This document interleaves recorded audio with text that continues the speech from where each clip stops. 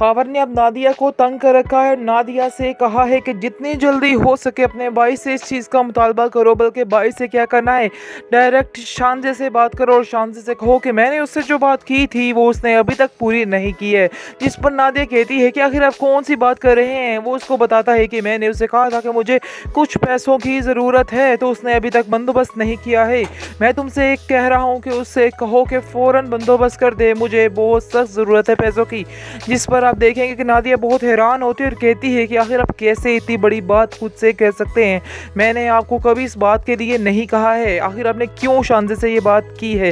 जिसको सुनकर खावर कहता है कि मेरी मर्जी, मैं जो मर्जी करूं, मेरा भी आखिर शानजे के साथ कोई रिश्ता तो बनता है। लेकिन आप देखेंगे कि खुद ही खावर बात करने की कोशिश करेगा शानजे के साथ दोबारा, लेकिन शानजे कहेगी कि अभी तक मैं इन चीज़ों की बंदोबस्त नहीं कर पा रही हूँ, मुझे थोड़ा वक्त चाहिए। लेकिन आप देखेंगे कि बहुत ज़्यादा टेंशन बढ़ चुकी है। नादिया जो है अपनी माँ की तरफ जाती है और अपनी माँ को सारी सिचुएशन बताती है और कहती है कि ये सब कुछ हुआ है, खावर ने शानजे से पैसे मांगे हैं जिसकी वजह से मुझे काफ़ी ज़्यादा एम्बेरसमेंट फील हो रही है, लेकिन अब मैं क्या करूँ। इस पर उसकी माँ कहती है कि मुझे तो यकीन ही नहीं था कि खावर भी अपनी माँ की तरह लालची ही होगा। उसकी माँ के बारे में तो मैं जानती थी कि उसकी माँ बहुत लालची है, लेकिन खावर भी इन लोगों के साथ शामिल है, इस चीज़ का मुझे बिल्कुल भी अंदाज़ा नहीं था। नादिया कहती है कि मैं भी काफ़ी दफ़ा इन लोगों को महसूस कर चुकी हूँ, ये लोग बहुत ही लालची किस्म के लोग हैं और मैं इनको बदलने की कोशिश भी नहीं कर सकती क्योंकि इनको बदला नहीं जा सकता है। इस पर उसकी माँ कहती है कि दुआ करो शानजे कोई इसकी मदद कर दे, वरना ये घर तबाह करके ही रहेगा, क्योंकि इसकी जो आदत है वो उसने करके ही रहनी है, इसलिए बेहतर यही है कि तुम इसको रोको। आगे से आप देखेंगे कि नादिया कहती है कि मैंने तो खावर को अभी भी मना किया है कि अभी भी शानजे को कह दे कि जो उसने मुतालबा किया है वो वैसे ही बस था, यानी कि अब ऐसी कोई बात नहीं, उसको किसी पैसों की ज़रूरत नहीं है। लेकिन अब देखेंगे कि खावर ये बात मानने को तैयार ही नहीं है। खावर ने साफ साफ कह दिया है कि ऐसा नहीं हो सकता है, मुझे वो पैसे चाहिए तो वो पैसे चाहिए। इस पर आप देखेंगे कि नादिया भी काफ़ी ज़्यादा परेशान है, उसकी सास भी काफ़ी ज़्यादा बोल रही है और कहती है कि तुम खावर के साथ इस तरह बहस क्यों कर रही है, वो जो करना चाह रहा है तुम्हारे फ़ायदे के लिए ही कर रहा है और तुम क्यों उसकी राह में रुकावट बन के खड़ी हो जाती हो, तुम्हें क्यों समझ नहीं आ रही है। ये सब बातें सुनकर काफ़ी टेंशन में आ चुकी है नादिया भी और उसको भी कुछ समझ नहीं आ रही। उसकी माँ कहती है कि बस तुम सब्र करो और देखो क्या बनता है, क्या होता है, शानजे इस बारे में क्या फ़ैसला करती है। मुझे तो खुद इन बातों की काफ़ी ज़्यादा टेंशन हो चुकी है, न जाने तुम्हारे घर का माहौल ना ख़राब हो जाए अगर शानजे ने ये पैसे ना दिए या इस बात के लिए उसके बाप ने उसे हामी ना बनने दी। लेकिन आप देखेंगे कि नादिया कहती है कि मुझे तो बस अब अल्लाह पर ही भरोसा है, मुझे नहीं पता कि अब क्या होना है और क्या जो हो, जैसा भी हो ये करके आपको ये काम करना होगा। और अभी आपसे गुजारिश है कि नादिया से ये बात मत कीजिएगा क्योंकि नादिया इन बातों को नहीं समझती है, वो उल्टा ही मतलब निकालेगी इन बातों का, इसलिए बेहतर यही है कि अभी ऐसी कोई बात नादिया से ना की जाए और ये बात सिर्फ और आपके और मेरे दरमियान रहे ताकि हम इस बात का मिलकर कोई सल्यूशन निकाल सकें।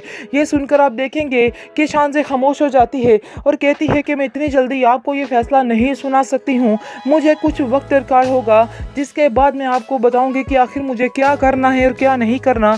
मैं खुद बहुत ज़्यादा परेशान हूँ क्योंकि इतने पैसे मैं नहीं लगा सकती, लेकिन मैं कोशिश ज़रूर करती हूँ। मैं आपसे वादा नहीं करती इस बात का, लेकिन मैं फुल कोशिश करूँगी कि नादिया की खुशियों में कोई भी खलल मत पड़े।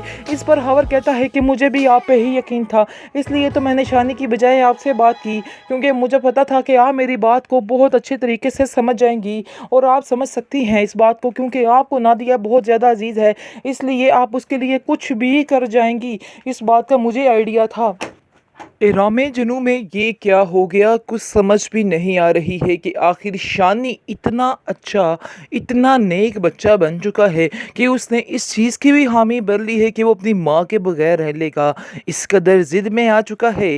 जी होता कुछ इस तरह से है जैसे शादी वगैरह की डेट फिक्स करने के लिए सारी फैमिली, दोनों फैमिलीज़ इकट्ठी होती हैं, वहाँ पर आकर ये बात हो जाती है कि जो कुछ भी है हम तुम पर यकीन नहीं कर सकते, यानी कि शानजे के बाप को अभी तक शानी पे यकीन नहीं है और वो अपनी बेटी को साफ साफ कह चुका है कि मैं तुम्हारे मामले में कंप्रोमाइज़ नहीं करूँगा।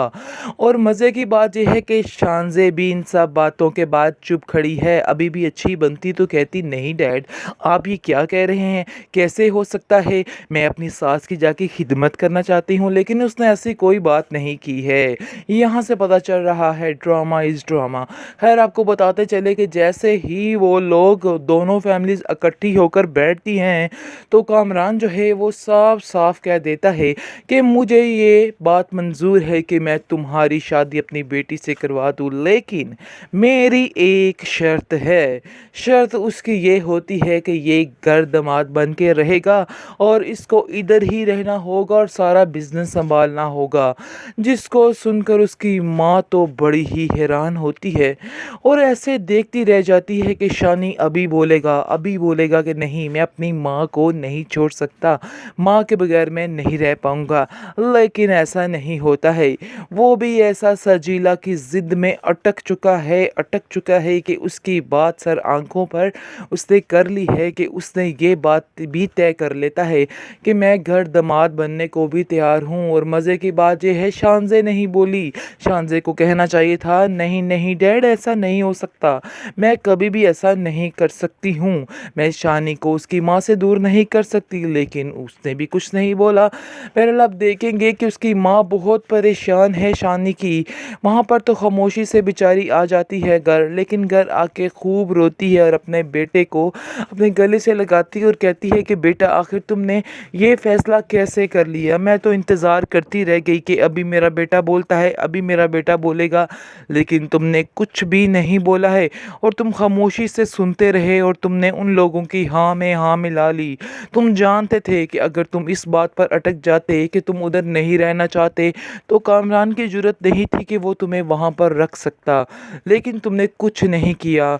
आगे से वो कहता है कि मैंने अपने आप को इसी तरह से कर लिया है, जो जैसा कहता है वैसा ही चलूँगा। लेकिन असल में ये जनाब सजीला की बात मान रहे हैं और अपना बेड़ा गर्क कर रहे हैं, इसके अलावा मज़ीद कुछ भी नहीं है।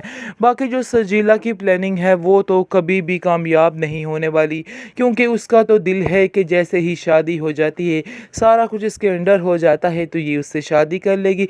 इस तरह से उसका बदला भी पूरा हो जाएगा और जो इसका ख्वाब था पैसे का वो भी पूरा हो जाएगा। लेकिन ये बहुत बड़ी उसकी भूल है। शानी ऐसे दोगले रिश्ते कभी भी नहीं निभाएगा। वो सिर्फ़ और सिर्फ़ शानज़े को ही दिल से एक्सेप्ट करेगा अब, और उसी के साथ ही रहेगा। जब इसकी बारी आएगी और ये सब कुछ कहेगी, तो फिर बहुत देर हो चुकी होगी। शानी साफ-साफ कह देगा कि अब इन सब बातों की बहुत देर हो चुकी, अब ऐसा कुछ भी नहीं हो सकता है। जिसकी वजह से सजीला को इस बात का अंदाज़ा हो जाएगा कि वो जो प्लानिंग कर रही थी, बहुत गलत प्लानिंग कर रही थी। ऐसी उसकी कोई भी दाल अब नहीं गलने वाली है। अब उसका दी एंड हो चुका है और शानी जो है वो अपनी फैमिली के साथ बहुत ज़्यादा खुश है।